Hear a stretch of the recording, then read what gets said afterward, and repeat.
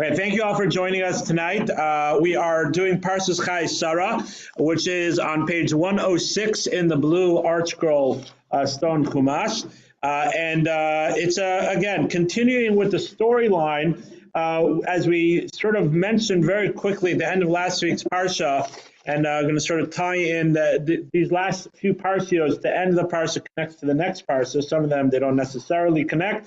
But these ones, with the storyline of our forefathers, going through the storylines of our forefathers, they do connect. And this week's parsha starts off, Chayei Sarah, and the life of Sarah were Mea Shana, 100 years, Ve'eshim Shana, and 20 years, Ve'sheva Shanim, and 7 years.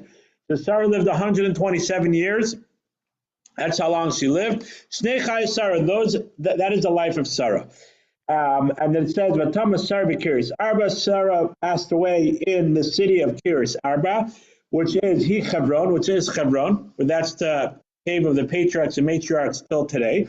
Right? Be'eretz Canaan, in the land Canaan. And then it says, V'yava Avram l'spoz l'Sarah l'chos. Avram came to bury Sarah and to cry over her, and to eulogize on her.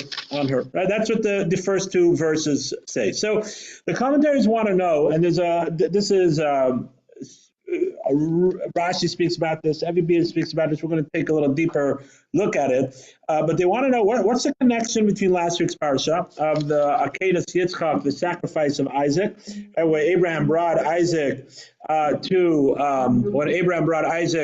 Isaac as a sacrifice. When we explained at the end, he actually didn't bring him as a sacrifice. The angel stopped him from bringing it. To the beginning of this week's parsha, where it speaks about Sarah passing away. And the other question, the commenters want to know, if you look at the verse, just sort of looking at the verse itself, it says, Vayavo Avraham, and Avraham came. It means to say that Avraham wasn't there at her bedside. Right? He wasn't there. They lived together for a long time. I'm not sure how many years they were married, because it was 127. So I'm sure they were married for a long time. Right? I'm sure of it. Right? But at the most crucial moment, at the deathbed, Avram wasn't there. Vayavo Avram, and Avram came. If you have to read the words of the Torah. Right? Vayavo means, and they came. So where was Avraham? And why wasn't Avraham there? Right? And what was Sarah doing in Kiryas Arba, right, in Hebron, where they lived in Beersheba, and the last week's parsha? So what's going on over here? There seems to be some missing information. So Rashi quotes, and it's a famous, the Talmud speaks about this, the Midrash speaks about this, that Sarah woke up in the morning and Avram and Yitzchak weren't there. Oh my gosh. And there was no, find me on my phone or something like that. I didn't have that, they couldn't track them with GPS, right? So Sarah didn't know where they went. So Sarah said, okay, so what's the best way to find out? I guess it was a little while's passed. They didn't come back yet. So she wanted to figure out how to find where Avram and Yitzchak went. So what was the next best thing to do? She knew that in Kiryas Arba, where it's the next verse says, right, that the giants lived in Kiryas Arba, right? Rashi says, why was it called Kiryas Arba? What's Arba? What's four? Like, what's the idea of four? So one of the explanations Rashi says, there are 4 giants that lived in Kiryas Arba. There's 4 giants that lived there. And so she said, okay, so what's the best thing to do? I'll go to the giants and ask them to scout the land, right? They're very tall. They could see above the mountains and above the trees and above everything. And I guess they had very good vision too without binoculars, very strong binoculars, and they could see a very long distance. So she went there to see what's going on. And the giant said, oh my gosh, yeah, we found them. Oh my gosh, look, they're there. They're in Har Moriah. Right? They're in Jerusalem. Right? What we call Jerusalem today. I said, oh my gosh, okay, great. So what's going on? I said, that's interesting. What's interesting? Oh my gosh, Yitzchak is like bound, and he looks like a sacrifice, and he's on an altar, has a sword over his head. And they were about to say, but he held himself back. But the Midrash says, Rashi quotes, Yatsa Nishmasa, Sarah's soul left her body when she heard that. And that's why she passed away in Kiryas Arba. That's why Avram was not there. And then Avram heard that Sarah passed away. I guess the word spread. We know that Hebron to Yerushalayim is not that far.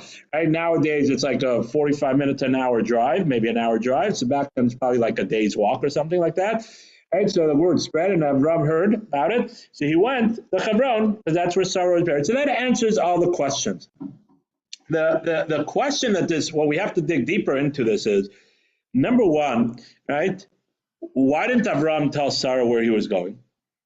That's a question. Why didn't Avram tell Sarah where he was going? That's one question. Let's just answer that question quickly. That's not really the point I want to bring up, but that's just a good question. Well, one of the reasons why Avram did not tell Sarah where he was going, necessarily where he was going, is because since God told Abraham as a prophecy, there was a prophecy, and God spoke to Abraham about what to do, right? Not that he was concerned that Sarah was just going to stop him or not stop him. He was on a greater level of prophecy than he was. But this was not Sarah's, this was not a test for Sarah. This was not a commandment for Sarah. So even though, yes, they had the best marriage and they communicated and they talked, and we know that they communicated and they talked, right? And again, we have to remember we're talking about the patriarchs and matriarchs. We're not talking me and you, right? We're talking about very lofty spiritual people, that everything was done with a calculation, right? But since this was not a commandment or a decree for Sarah, so therefore Abraham felt, he left in the morning, he felt that this was not something that she had to burden herself, not burden herself, but be part of. Right? And therefore, the only way to ensure that that's not something that she was part of, right, he left without telling her where he was going. Right? That's just, and I don't want to dig too much deeper into that. That's sort of just to explain that when you get a commandment, when you get a commandment to do something, right?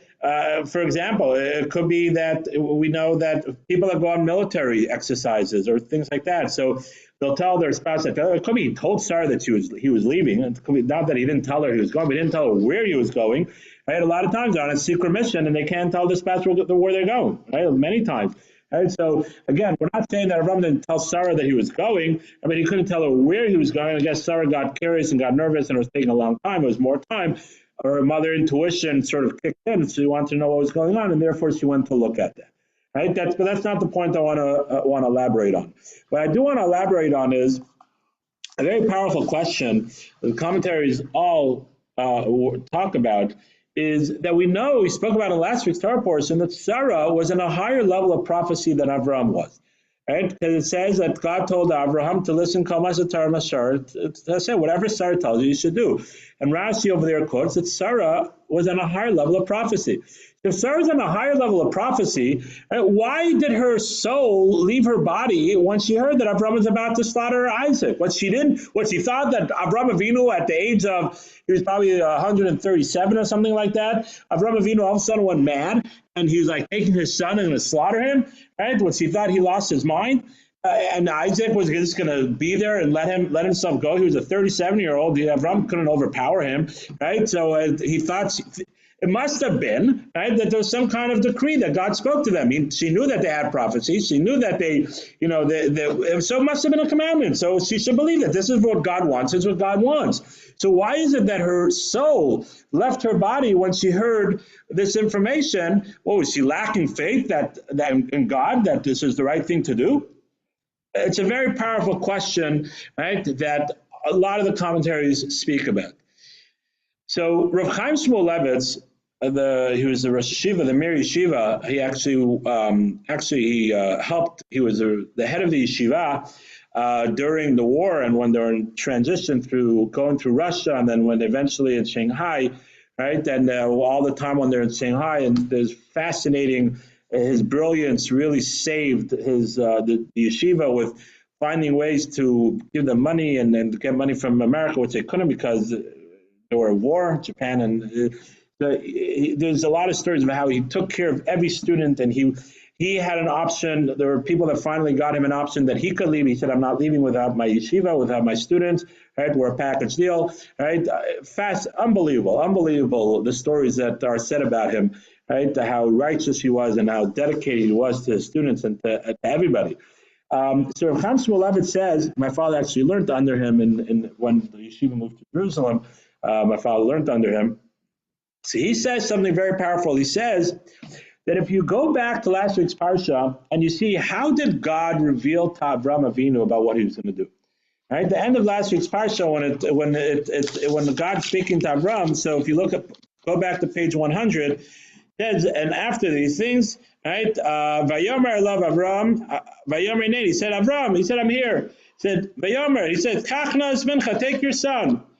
Eshechidecha, your chosen son. Asher after that you love. Es Yitzchak. V'lech lachan. Go al Har Meira. Go to me. And then he eventually tells him to bring him as a sacrifice, right, on one of those mountains, right? And then it says that Avram comes. So the commentary said, like, what was like? He said, take your son and slaughter him. All right, take Yitzchak and slaughter him. What's like the whole leading up to it?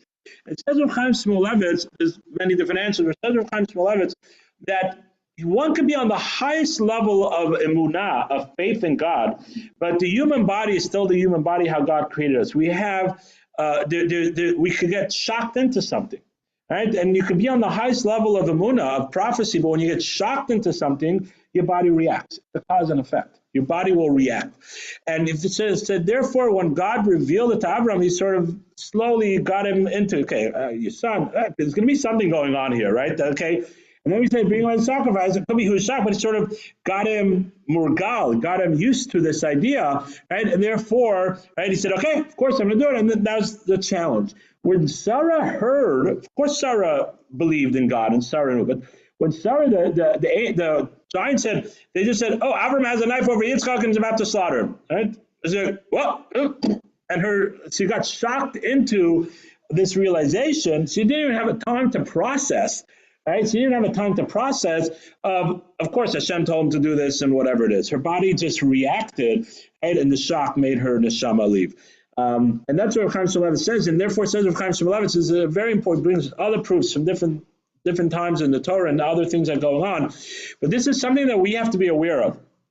All right, we have to be aware of this in many ways. Number one, right, we have to be aware that when we're giving information over to other people, right, we have to be careful of how to give it over to them. Right? We know with Yaakov, with Yosef, right? They got the daughter of Usher, right, to sing him a song, right, and to slowly get him. Yaakov's face is engraved in the divine seat up in heaven, right? But still, you have to reveal things in a organic way, slowly reveal information, right? And that's another example he brings down, and that's something that we have to be aware of. Just a practical thing in our lives. Then we give people information, whatever that may be. If it's information about, oh my gosh, I'm keeping Shabbos now, right? Which is excellent information and a great thing. But sometimes if teenagers are telling their parents, or parents are telling their kids, or whatever it is, right? It's great news, but the news is not going to, get them a heart attack and they're going to die. But it could create a reaction of, no way, you can't do that. No. And the whole create a reaction of automatic being stubborn to it or being against it. But if it's broken slowly, say, hey, listen, I've been studying and I've been this and and then slowly but surely let them know some information that this is something that I'm planning on doing. I'm planning on keeping Shabbat now. I'm planning on eating kosher. I'm planning not to use my cell phone on Shabbat, right? Whatever level one is holding, whatever the next step they're taking, right? It's important to reveal that information to your family and your friends, right? In a way that will make it a positive experience and not, God forbid, a negative experience, right? So that's one idea that we can learn from here. Go ahead.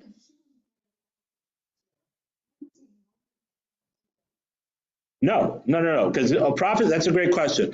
But you could be on a greater level of prophecy, but prophecy is still only what God decides to reveal to you, right? And God decided that this was not something that she should be aware through prophecy or not, right? So therefore, she didn't know what was going on. I had another thought. This is my own thought, right? I told someone last night this thought when I was learning with them, and it came to me last night.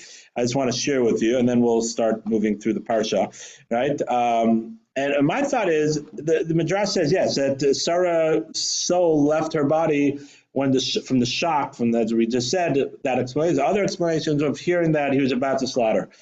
I want to say that no, maybe they told her, and Avram stopped, right? He was about to slaughter, and Avram stopped. And that's when her soul left her body. Why? Well, he stopped. Because on the contrary, Sarah knew, of course, that Avram Avinu, if he was about to do this was a decree from God, and it was a test from God.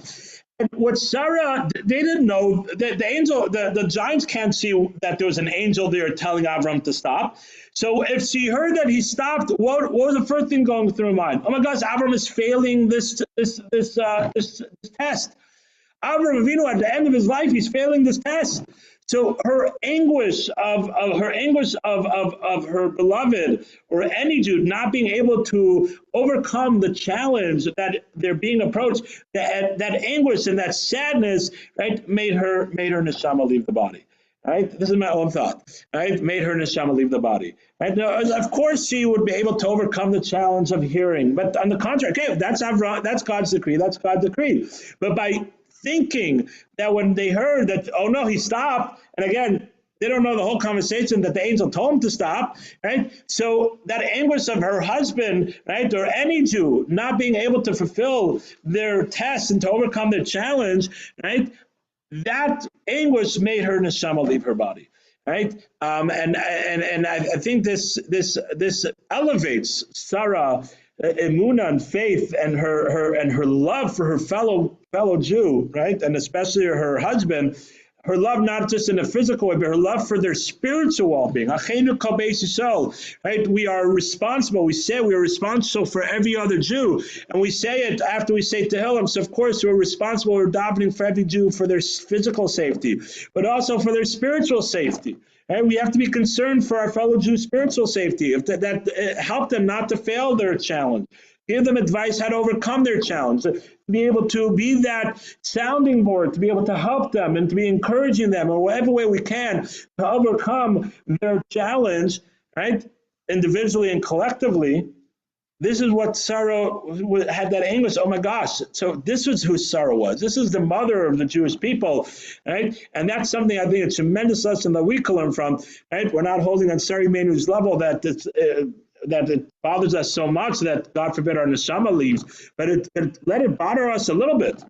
We have to make sure that this bothers us a little bit, right? That when we see our fellow Jews, at whatever level that they're holding, whatever level you're holding, right? You see a fellow Jew that's not being able to overcome their challenge, whatever that is. And we're talking about people that are learning all day and they're learning an extra hour, right? Or giving a little more charity, or making sure they don't speak Lashon Hara, or making sure that we send our kids to a Jewish program or to Jewish day school, or make sure that we don't use our cell phones in Shabbat, or eating more kosher in the house, or whatever it is, right? Bringing kosher products into the house at least, right? There's always a step that one could take that next step up.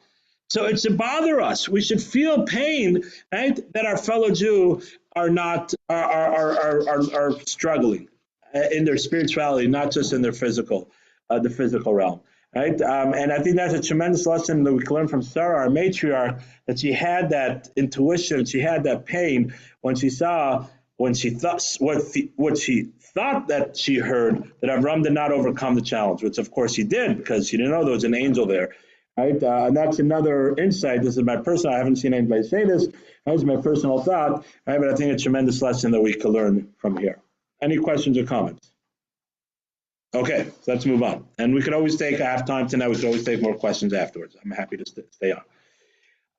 So just one more very quick thing, and then we'll move on. Right? I always love saying this every year whenever I have an opportunity.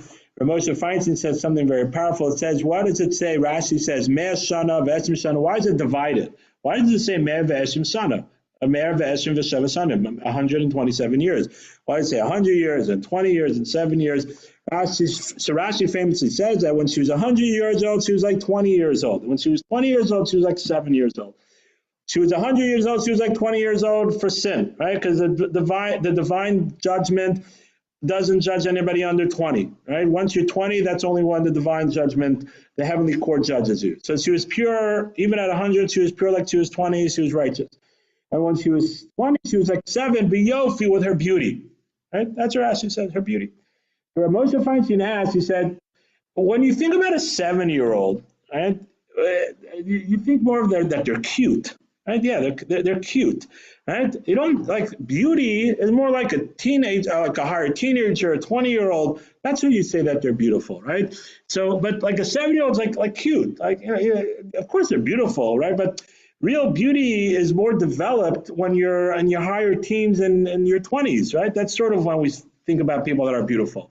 Right? So Esther Moshe Feinstein doesn't mean like she was 20 as beautiful as 7. Right? 7 is more like cute. 20 is like when it's real beauty. Then you're about to find that it's not talking about physical beauty. Because of course, she was beautiful, like we know from the other parashiyos. She was beautiful. Everybody wanted her, right? All the kings and wanted her, right? But it's not talking about her physically. It's talking about her spiritual beauty. Meaning to say that when a 7-year-old does something, we said that it's cute, right? Maybe it's a little younger, right? If it's not your kid. If it's your kid, you always think they're obnoxious, right? But right, let's be honest, right? Of course, it's so cute, but when you're like ready to put them to bed, and they're not cute anymore, right? Right. But when other people see like a kid doing something, like a 7, 5, whatever, right? Oh, that's so cute, right? That's so cute. Right? It could be something like doing something silly. Oh, that's so cute. You don't get upset at them. You say, oh, that's so cute. So it says Moshe Feinstein that Sarah, even at 20, when she was sort of becoming an adult, and when she could start becoming obnoxious and self-aware and self-whatever, and everything's me, whatever it is, her actions, her interaction with everybody else were that just like a 7-year-old, no one had anything negative to say about her. I'm going to say it's cute, but it means it's just like a 7-year-old. People, or a 5-year-old or a kid, people, strangers don't think that their actions sort of are, okay, it's a kid, whatever, right? So too, even at 20, he had that interaction with other people that people didn't have anything negative to say about her, right? And that's just a beautiful thought to say. Okay, so now let's move on. We have a lot to accomplish today, right? So the next few verses until the end of this chapter, which is in the next page, 108, we're sort of going to combine all of them together. We're going to talk about a few things. It speaks about Avram Avinu going ahead and purchasing the land of Kiryas Arba, right, and purchasing the Maras Machpelah, the cave of the patriarchs and matriarchs, what we know it as today, right, and he purchased it from Ephron. Right? Ephron, that was who owned the land. Right? So, and then it goes through the whole back and forth. Avram Avinu says, right, I want to buy it. He said, no, Avram Avinu, I'll give it to you for free. He said, no, I want to buy it. He said, okay, you want to buy it? Okay, how about 400 gold coins between me and you? What's that? And it's nothing, right? All of a sudden he becomes, he wants 400 gold coins, going from 0 to 400, And again, 400 gold coins, over Lasachar, means to say that they were everybody used them, right? I guess what the American dollar used to be. I don't know if it's like that anymore, right? But like the American dollar used to be like every country, go American dollar, and maybe like the yen now or something, I don't know. But it was something that everybody used, right? So it was 400 gold coins was more than the value of it. What is today could be a lot more, right? Because it was very high in demand. So then he said, okay, finally he buys it, right? And then it says that Avram buried Sarah, right? And then it says at the end, the land got up and its cave, Avram, and it became Avram, right? And he bought it from Bnei Ches. So there's a few things that I want to talk about. Number one, why did Avram Avinu need to go ahead and purchase the land? First of all, they're offering it for free. Second of all, God promised this land to Avram Avinu, right? And he knew he was going to get it, right? So he could have just said, hey, it's my right. We spoke a little bit about that last week with Lot, right? That Avram Avinu, even though it wasn't, God promised it to him, but he acted as if it wasn't his yet because the Jewish people didn't. There's still other people living there, right? I don't want to get into that right now. But if they offered it for free, so take it for free. It's your land anyways. It's not like you're really getting a gift from him. Why did Avram Avinu go out of the way to make sure whatever price you want? I don't want anything to ever come back and say no. There was a misunderstanding in the sale or whatever it is. Why did Avram was so determined to ensure that he bought this land? So the commentaries explain a few different ideas, but the idea that I want to discuss now is because Avram Avinu wanted to ensure, right, that there would never be any disagreement that this land is ours. This where the cave of the patriarchs and matriarchs. I am purchasing this land, right? This is I could get it free. No, I don't want anybody later on saying that it's not ours. Right? It is ours through legal, right? Through documents, through selling, right? Through inheritance, through God promised it to us, right? There's nothing that you could say and do, right? That's propaganda that they don't care about all this, right? But for us to know that this is our land, Hebron, right? All of Eretz Yisrael, but Hebron and Kiryas Arba, this is our place, right? There's nothing, no questions about it, right? And we find the same thing with David HaMelech, King David, that he bought Jerusalem, which we know is Jerusalem now. He bought that from the ruler. Also, he could have just conquered it by war. He conquered so many other places. Why did he go out to buy? Because again, he didn't want any question, right? Anybody to ever question, no, I'm going to buy this. Yeah, I could conquer it, right? Oh, to conquer this. No, I'm going to buy this, right? And this is just a reinforce for us. And there's always importance to this, but there's no better time now, right? When our homeland is being attacked in so many different fronts, right? That we always remind ourselves that this is our land, right? This is our land, it's our right, right? And we have to defend it. It's a gift from God, right? And we have to any opportunity we have to go there, we should go there, right? To remind ourselves that this is our land. America is not our land. We happen to be living here, like we spoke about Garrett. We're temporary dwellers here, right? It might be our whole lives, but our attitude as temporary dwellers. But Eretz Yisrael is our land, and that's what Avraham Avinu wanted to ensure. That's just on that point. The other point I want to bring out is this point that I was talking about before, that Avraham Avinu said, Ephraim said, no, take it for free. And Avraham said, no, I want to pay you. So Ephraim said, okay, you want to pay me? 400 gold coins, right? Let's get it, 400 gold coins. Right? So Pirkei Avos, Ethics of Our Father, there's a famous line in Pirkei Avos, a famous Mishnah that says, Omer ma'at v'aseh harbeh. The attribute of Avraham Avinu, the attribute of our forefather Avraham is Omer ma'at, say a little bit, v'aseh harbeh, but to do a lot. But the negative attribute is Omer ma'at, says little, right? Say Omer harbeh, says a lot, v'aseh ma'at, and he does little. And then that's Ephraim. Ephraim spoke so big. I'm the king now. Avraham Avinu needs me. Avraham, I'm going to give it to you for free. Between me and you, like, what's the big deal? Right? But at the end of the day, he says a lot. And he does very little. 400 gold coins. He could have given him a deal. You know what? Avraham Avinu, want to buy it? Give it to you for 25 gold coins. Right? Like, okay. 25 gold coins, still something decent. You know what? You want to buy it? No. 400 gold coins over the selker, not just any 4 gold coins, but the ones that are, accepted by all currencies. He's Omer Ma'at, Omer Ma'arbev, Omer Ma'at. He's someone that says a lot and does little. And this is something that we always have to remind ourselves that we have to be the attribute of Avraham Avinu. We have to be the kind of people that, Omer Ma'at, we say little, right? But we do a lot, right? We have to be more action people than just speaking people, right? And this works in everything, in the materialistic world that we live in, the physical world that we live in our business, right? In our relationship with people, right? How we say, I could, me, come, yeah. And then, like, when I was busy, I did, but my wife, my kids, but, right?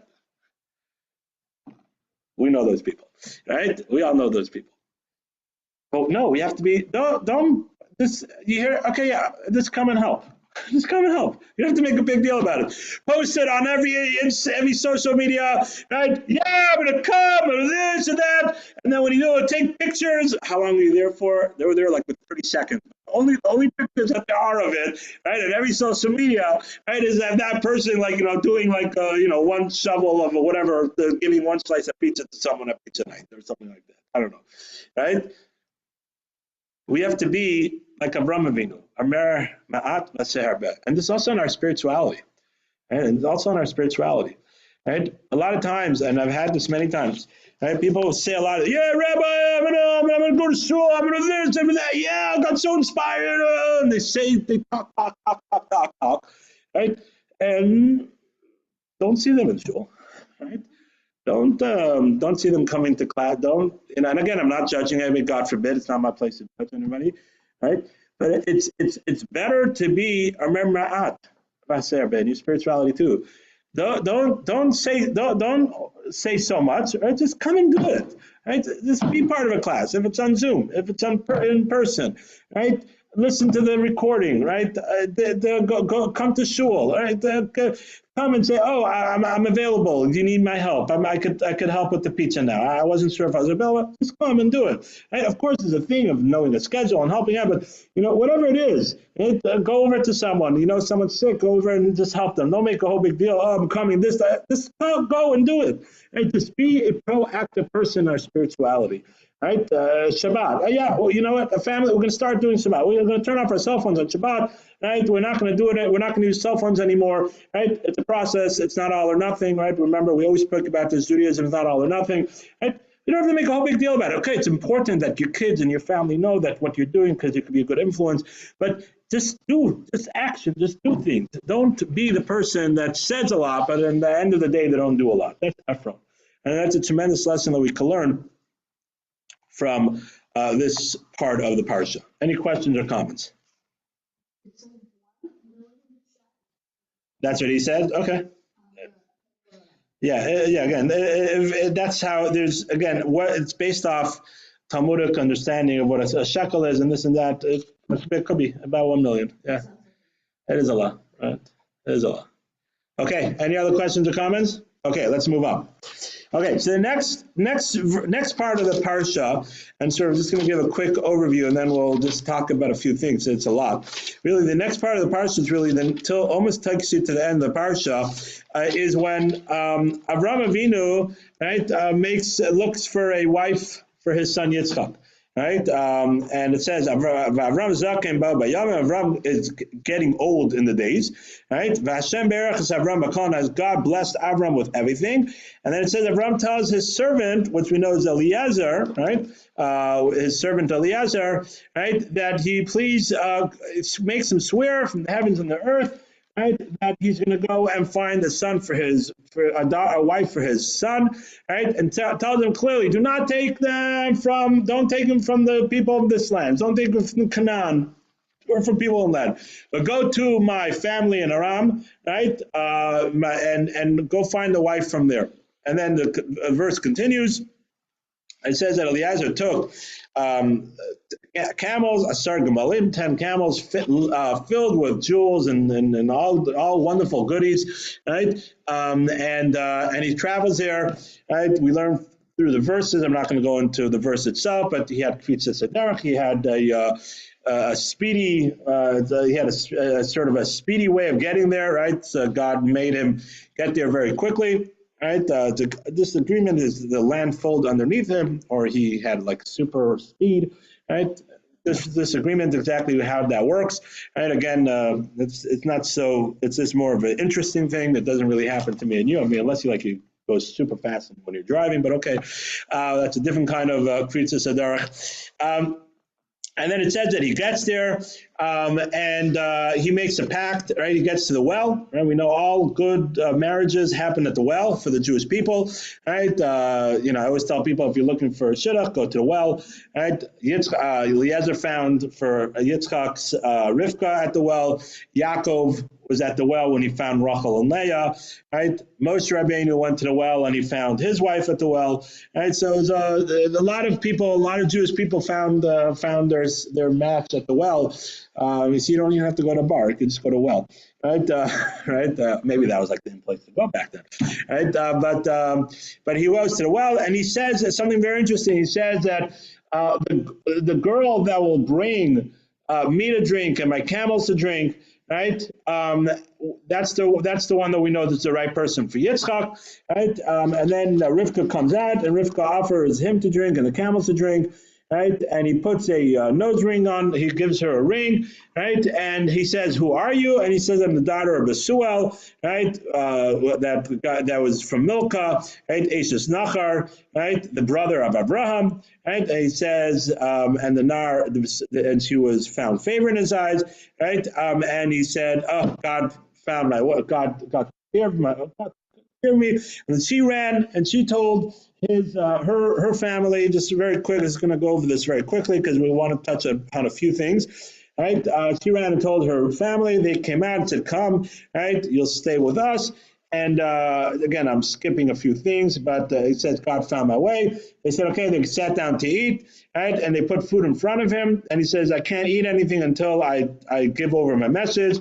And then he goes through the whole thing that God blessed my Avram, my master, with everything. And he has a son, right? And I'm here to find a wife for him, right? And he goes through the whole story of how he made a promise. He said, whoever does this, and she did it, right? And then he says that she was the right one. So they said, oh, this must be from God. We can't do anything. Of course, she could be your wife, right? They slept that night. Then the next day, right, they said, oh, let her stay for a few days. Said, I can't, I have to go back. And they said, we'll ask the Nara, we'll ask the girl. Right? They asked her, and she says, I want to get out of here, right? This is a bad family, right? Bad, I want to get out of here.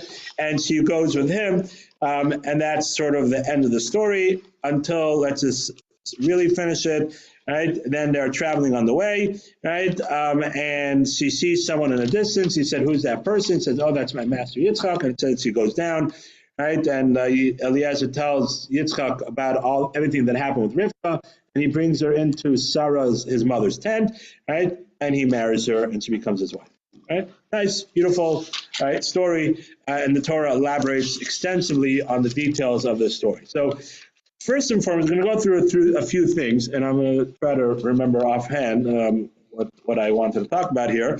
But just a few things. Number one, I just mentioned that the Torah elaborates on this. Right? The Torah goes into details of every detail, and then it repeats over. When he could have just said, and the Eliezer repeated over what happened, right? And then it goes over his whole story of what he said. And the commentary said we know there's certain laws, halacha, that we learn from an extra letter. Right? Some we learn because the covenant, what's these halacha next to this halacha we learn. And over here, the Torah elaborates, right, on this story. Like, hello, come on. Like, what's going on over here? So the Talmud tells us, a famous line, Talmud tells us, Chaviv, I forgot the exact words, I apologize, right? But something to the effect of Chaviv, Maisim Salavosav, right, from than halacha. The stories, right, the actions of our forefathers, right, is more beloved to God, right, than the halacha. It means not more than the halacha, but it means to say the way of bringing them down. And therefore, it elaborates. And the commentaries explain, and it's a good point, good part of where to say this. It's really sort of everything that we've been doing the last few weeks and what we're going to be doing the next few weeks. The commentaries explain, Achmani talks about this at length, others speak about this, that what it means is to say like this, that the attributes, the lessons that we learn from the stories of our forefathers, right? When the Torah tells us a story, the Torah, it's not a history book. Right? It's not like, oh, I have stories. I have like my son Ezzy, right? When I put him to sleep, I think I've been having more opportunities to put him to sleep. Right? I try to put him to sleep every once in a while, right? And he always asks me, he said, Daddy, can you tell me stories of when you were a little kid? Right? He's in that stage right now. Right? Can you tell me stories when you were a little kid? Right, so I try to remember. I have some good stories when I was a kid, right? But I don't know, like I can't remember all the time, especially when you're put on the spot, right? Right? I start a story, said, "No, Daddy, you told me that one already." I said, "Oh, okay, good. At least you remember, right?" But so it's just Torah is not a storybook. It's not just telling you, oh, the history of where we came from. It's a terrible history book. If you think about it, it's a terrible history book. Yes, the Torah is a terrible history book. How does the Torah's history start? 10 generations from Adam until Noah. And this gives us name. Doesn't really tell us anything about. Okay, it tells us about the flood, and it tells us about the 10 generations from Noah until Abraham. Doesn't tell us anything about what happened during that. When does it start with Avraham Avinu's life? Somewhere around 75 years old, right? And then it sort of skips until he's 99 years old. Then 100, and then 135, right? And now it says that Avraham Avinu is old in his days. He's close to his death, right? It's a terrible history book. And then with Yitzchak, we don't really have much about Yitzchak, right? We just know that Yitzchak got his meal at 8 days, and then he brought a sacrifice at 37, and then he got married at 40, according to the Midrash, right? He got married at 40, and then says that he had kids at 60, right? Really? That's a history book, right? Is that a history book? A terrible history book. The Torah is not a history book. Everything that is told to us in the Torah is something that we're supposed to learn from.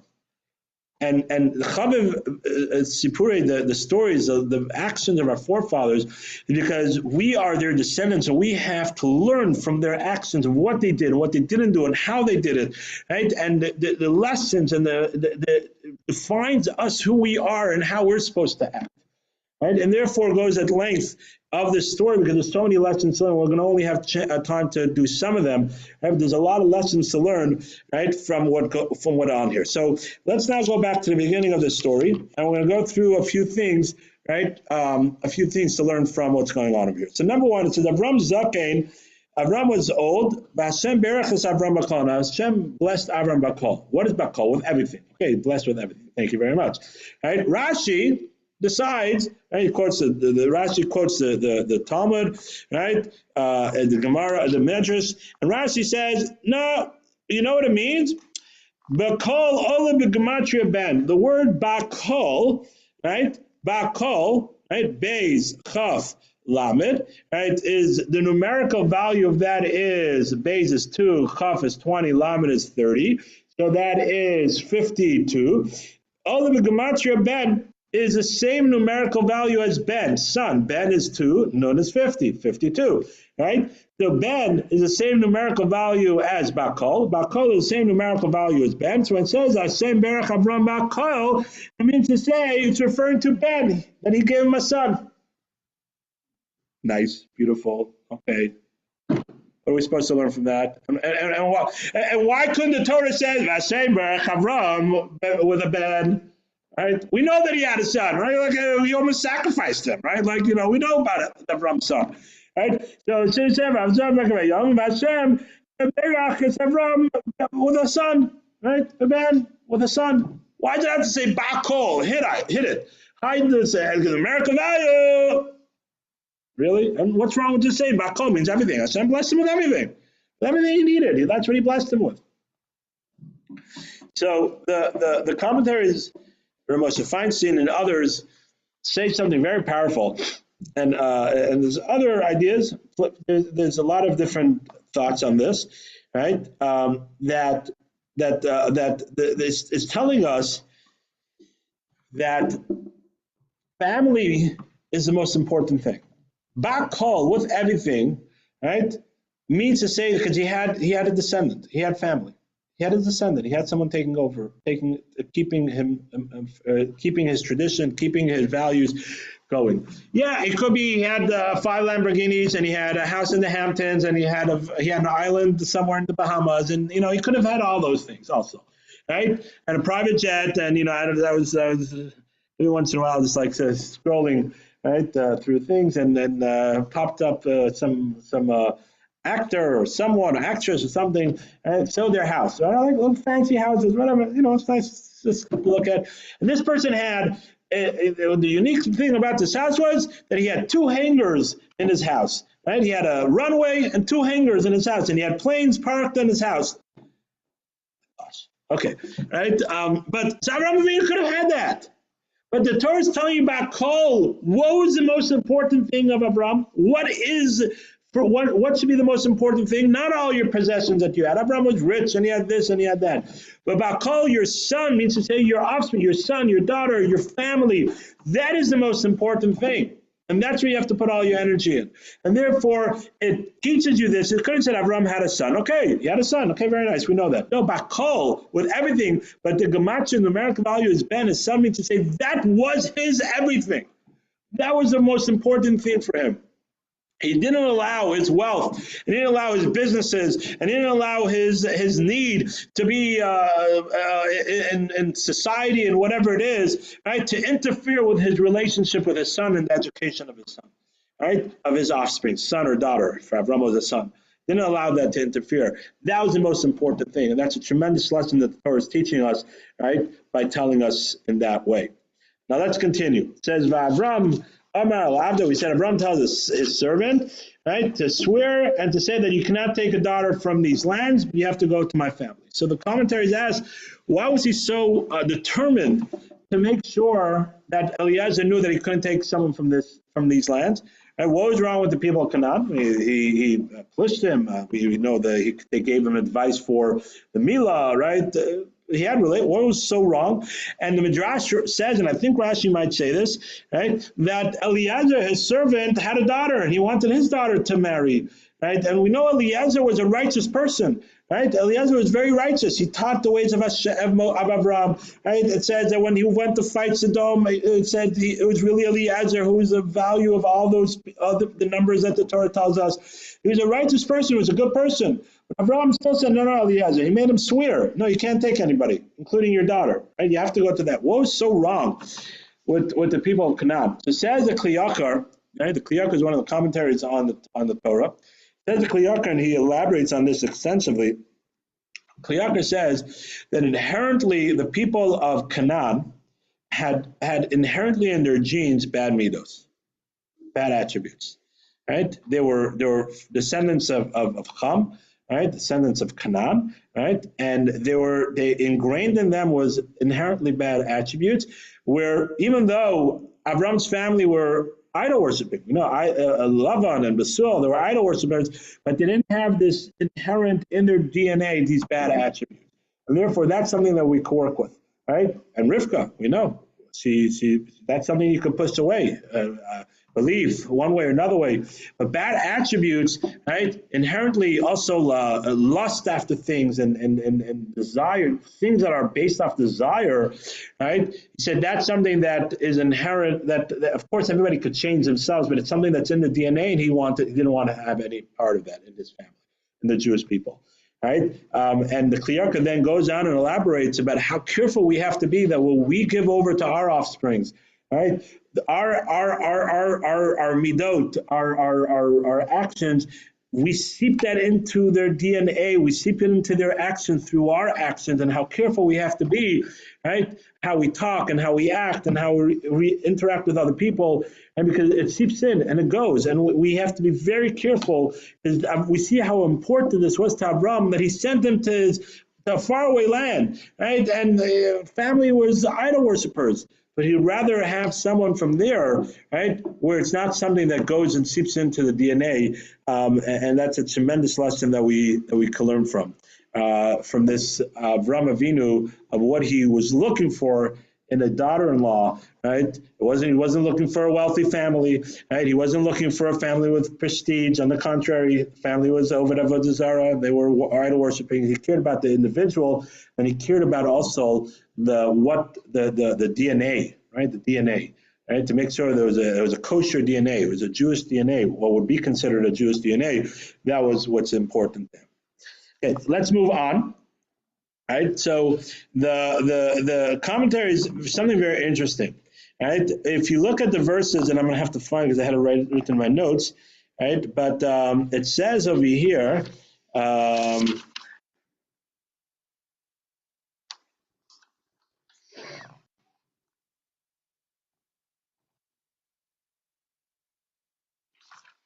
so let's go like this. It says. It's after the whole story. Let's skip to page 114. There's a whole story, right? It says that Eliezer saw the water come up for Rivka, right? All these nice midrashim. Let's go to page 114, verse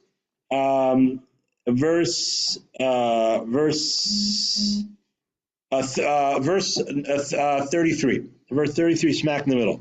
So it says, he brought them in, right? Vayasim lefan v'la'ochal, and they placed in front of him to eat.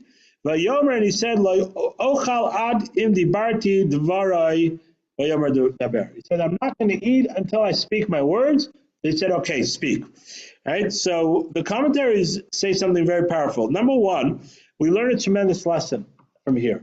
That if you have a message, if you have something that you're in the middle of a mitzvah, right, you shouldn't stop even to snack until you finish that mitzvah, until you finish that thing. So if you're a messenger to go somewhere to do something, make sure that you go ahead and fulfill that, right? Don't get sidetracked by this and that. Of course, you have to fill up in gas, right? But to sit down for a meal, right? You're almost there to sit down for a meal. No. I'm not going to eat until I finish my mitzvah, until I finish what I have to say. And there's a tremendous lesson in responsibility. Number one, in responsibility, you have a responsibility for something. You're in charge of something, right? Make sure you finish. You see it to the end, right? Don't just give up in the middle. Don't just let it ride. Oh, I'm going to do it soon. I'm going to finish it later. Just finish it, right? Just finish it. We find so many times that people don't finish something. I'm going to go off tangent for a second, right? I know we're running out of time, but it's okay, right? I'm going to go off tangent for a second. There's I remember seeing, I think Rav Dessler writes this, that there's a concept of finishing a tractate of Talmud, right? It's called making a siyum, right? A siyum means to say to finish a tractate of Talmud, and there's a special verse that you say at the end, special blessing. A lot of times there's a small party, a meal, or some snacks or something to celebrate it, right? It's to the extent that during the 9 days, right? If one makes a siyum, you're allowed to have meat, right? Because it's considered a celebration, right? And then people do that. People finish tractates in order to be able to have meat during the 9 days, right? Exactly. So it's a simcha. It's a very important thing to finish it. I saw once, I think it's Rav Dessler, he says that there's a specific Yetzer Hara, evil inclination, to try to make people not to finish a tractate. And I've seen this numerous times. I've spoken to people. Yeah, I have like 3 blots left. I have like 3 pages left. I have like 2 pages. I was planning and finishing. I got back down. Something else happened. I have like 3 pages. I have 2 pages. I missed a page there, and I have to go back and finish. You see this so many times that there's a specific Yetzer Hara not to finish the Masechta, because there is, by finishing something, by accomplishing it, right? Then yes, you go and review it, and you go to the next one. But by finishing something, it shows respect to that. To say, no, I'm not just going to leave it hanging. There's a concept of showing respect. If there's something you care about, it's something that's important to you, right, you're going to go ahead and finish it, right? You're going to leave the movie hanging to the end, right? No, you go ahead and you finish it, right? If you fall asleep in the middle, what do? Right? You go back a little bit and then you finish it, right? Because that's something that you care about. So Torah, mitzvos, right? Finishing Masechta, he says, is a specific Yetzer Hara, right? And this is what Eliezer was saying, no, I'm not going to get sidetracked. I'm not going to start eating until I finish my mitzvah, until I finish and saying over what I need to say, and to make sure that we have a done deal, and then I can start eating, right? And that's a tremendous lesson to all of us, how we have to act, right, with mitzvot, and not only mitzvot, also with other things. We have a job, we have an obligation, finish it. Don't get sidetracked. Right, you have to clean up your room. Right? You have to make your bed. You have to wash the dishes or whatever it is. Finish the job and then go sit down on the couch. Oh no, yeah, I'm almost finished. No, finish it. So that's one important lesson. The other thing that we learn from here, very interesting. Midrash says, and again, we're gonna have to find the verses, but it says over here at the end of this. Right, it says that, give me 1 second. Sorry, I had it written down, but it says,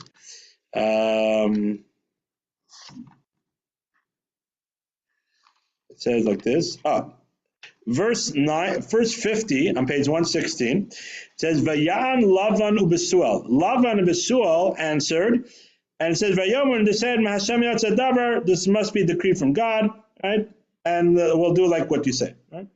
So just on a side point, right, it says Lavan was a son, but still with the father, right? So number one, we find that we see the Torah tells us that it said Lavan and Besuel, that Lavan was a disrespectful person, right? He talked before his father spoke, right? And that's not he had lack of kibbud of aim, but that's a different topic. That's not what I want to talk about, right? But then if you go to the later, right, when they're about to leave, right?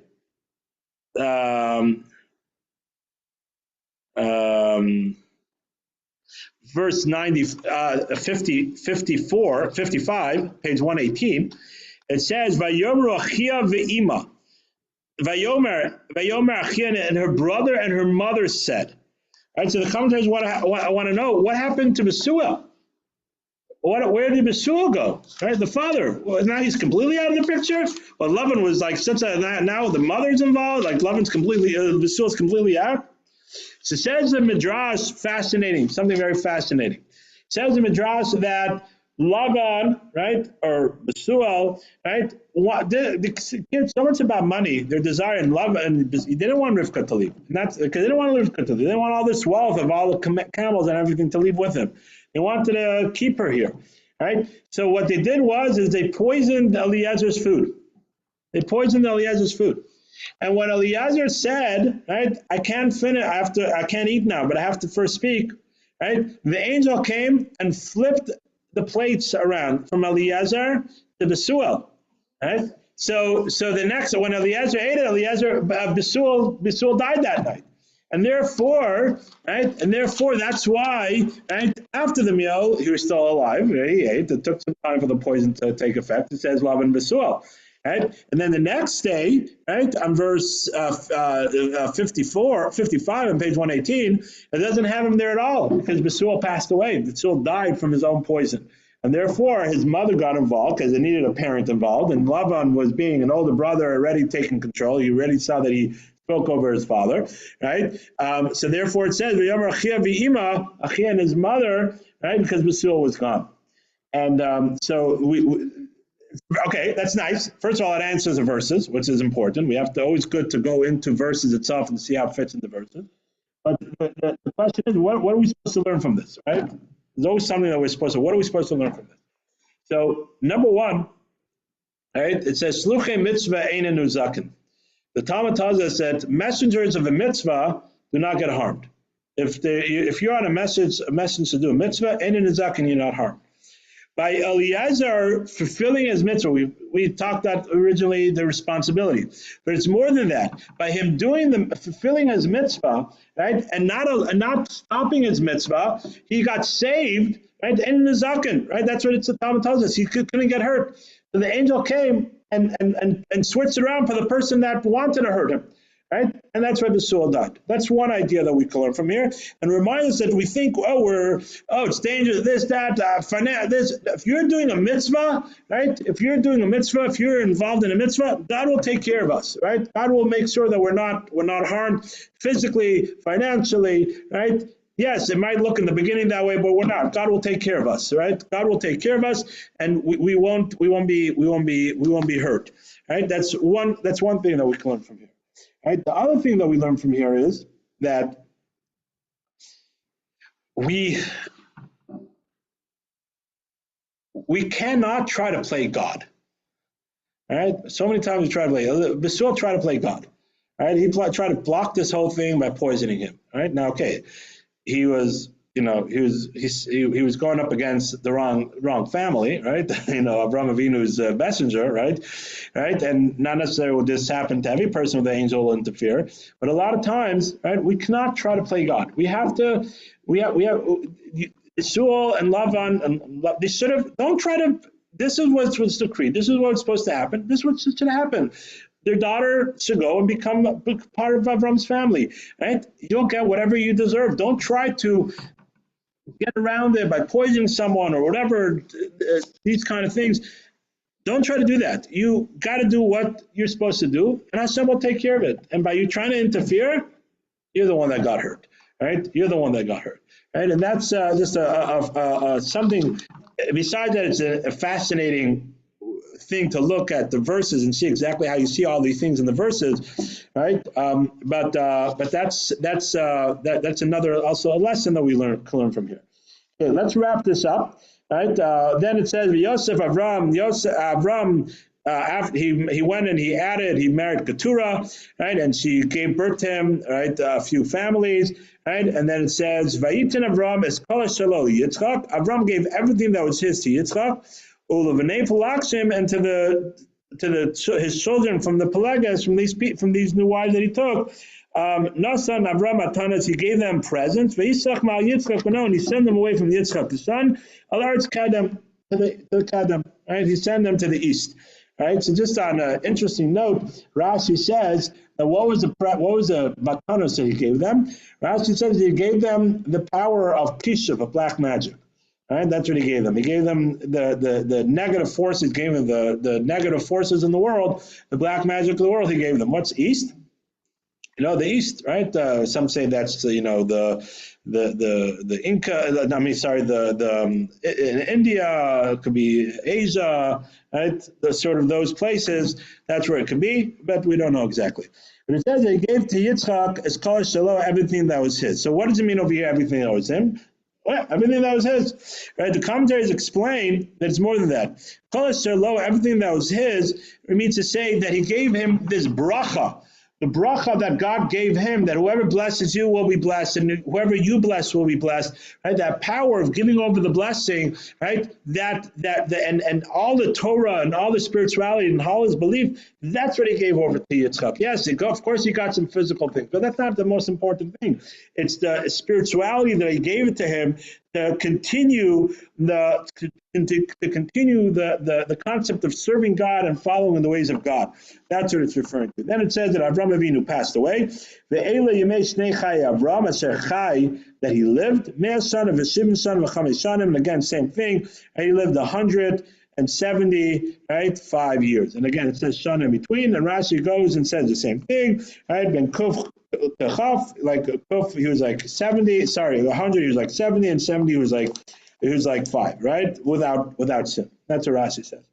All right, but I saw a beautiful thing. It says that Eila Shnei Chai Avram Asher Chai, that he lived. Right? These are the lives of Avram. Why does it say add a next word Chai? We don't even see this by Sarah. All right? So it said Eila Yimei Shnei Chai Avram Mea Shana. Right? Why does it say Chai, that he lived? What's the extra Chai? What's that extra Chai that he lived? So I saw this beautiful idea. It means to say that Avram Avinu, every day that he lived. What does that mean? I mean, he didn't have a wasted day.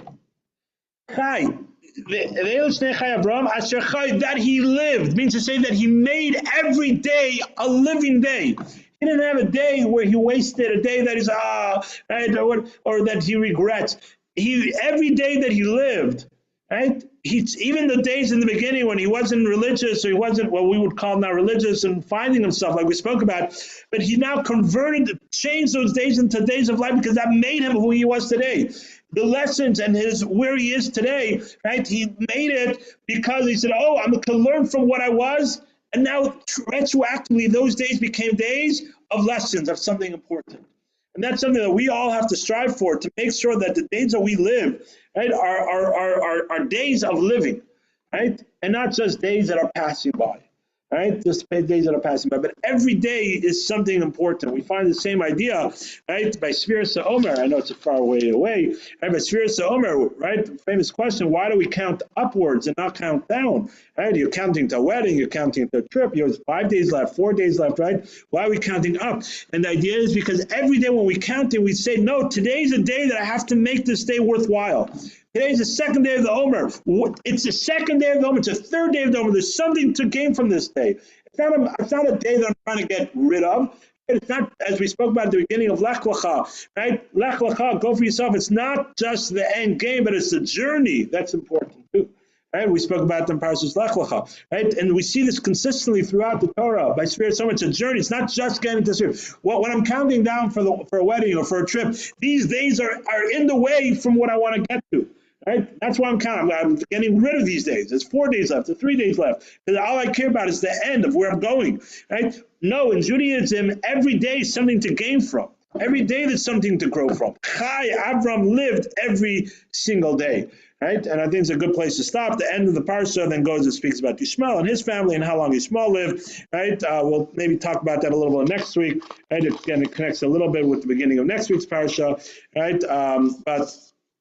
But that's sort of the end. But just to finish off, just to reiterate, I think it's a good place to finish, right? That this is something, a tremendous lesson for all of us and for myself, right? We have to try to make every day of our lives meaningful.